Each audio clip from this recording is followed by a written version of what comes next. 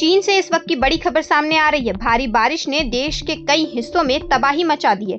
कहीं लैंडस्लाइड से लोगों की जान जा रही है तो कहीं बाढ़ ने शहरों और गांवों को अपनी चपेट में ले लिया है। हालात इतने खराब हो गए हैं कि कई इलाकों में लोगों को सुरक्षित स्थानों पर पहुंचाया जा रहा है। वहीं एक हैरान करने वाली घटना भी सामने आई है, जहां बाढ़ के पानी के साथ बड़ी संख्या में जहरीले सांप रिहायशी इलाकों में पहुंच गए, जिससे लोगों में डर का माहौल है। दरअसल चीन के कई प्रांत इन दिनों भारी बारिश और खराब मौसम से जूझ रहे हैं। लगातार हो रही बारिश के कारण पहाड़ी इलाकों में जमीन कमजोर हो गई और कई जगहों पर लैंडस्लाइड की घटनाएं सामने आई।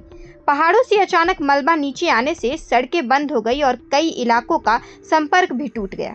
सबसे ज्यादा चिंता उन इलाकों को लेकर है जहां पहाड़ी क्षेत्र है। यहां बारिश के बाद मिट्टी खिसकने का खतरा लगातार बना हुआ है। प्रशासन ने संवेदनशील इलाकों में रहने वाले लोगों को सतर्क रहने की सलाह दी है और कई जगहों से लोगों को सुरक्षित स्थानों पर शिफ्ट किया गया है। लैंडस्लाइड के बाद राहत और बचाव अभियान शुरू किया गया। स्थानीय प्रशासन, पुलिस और आपदा राहत टीमों के जवान मौके पर पहुंचे और मलबे में दबे लोगों की तलाश शुरू की। बचाव कर्मी भारी मशीनों की मदद से मलबा हटाकर लोगों को निकालने में जुटे हुए हैं। हालांकि लगातार बारिश और खराब मौसम की वजह से रेस्क्यू ऑपरेशन में काफी मुश्किलें आ रही हैं। वहीं चीन के कई हिस्सों में बाढ़ ने भी हालत खराब कर दिए हैं। भारी बारिश के कारण नदियों का जल स्तर बढ़ गया है और कई इलाकों में पानी घरों तक पहुंच गया है। सड़कों पर पानी भरने से यातायात प्रभावित हुआ है, जबकि कई जगहों पर बिजली और संचार व्यवस्था पर भी असर पड़ा है। बाढ़ प्रभावित इलाकों में प्रशासन ने राहत शिविर बनाए हैं, जहां लोगों को पहुंचाया जा रहा है। बचाव टीमें नावों और विशेष वाहनों की मदद से फंसे हुए लोगों तक पहुंच रही है। बुजुर्गों, बच्चों और बीमार लोगों को प्राथमिकता के आधार पर सुरक्षित स्थानों पर ले जाया जा रहा है। लेकिन इस प्राकृतिक आपदा के बीच चीन से एक और हैरान करने वाली खबर सामने आई है। बाढ़ के पानी के कारण एक स्नेक फार्म से बड़ी संख्या में सांप बाहर निकल गए हैं और आसपास के रिहायशी इलाकों में पहुंच गए। बताया जा रहा है कि करीब 900 सांपों के भागने के बाद इलाके में डर का माहौल बन गया। इनमें कई सांप जहरीली प्रजातियों के बताए जा रहे हैं। इसके बाद प्रशासन ने लोगों को सतर्क रहने की अपील की है।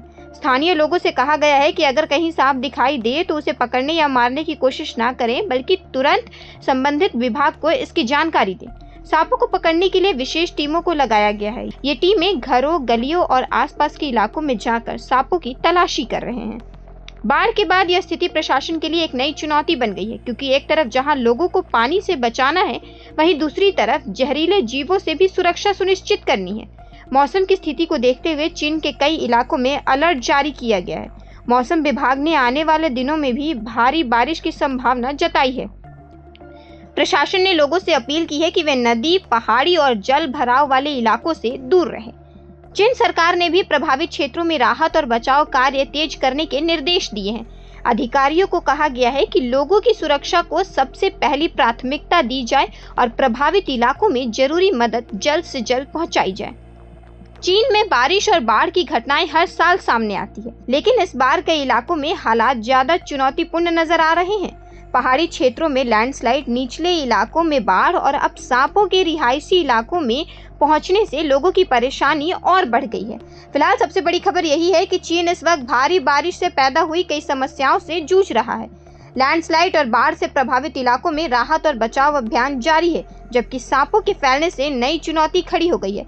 अब सभी की नजर मौसम की स्थिति और प्रशासन के राहत अभियान पर टिकी हुई है। फिलहाल के लिए इतना ही। देखते रहे प्रभात खबर। धन्यवाद। प्रभातखबर.com, विश्वास वही, रफ्तार नहीं।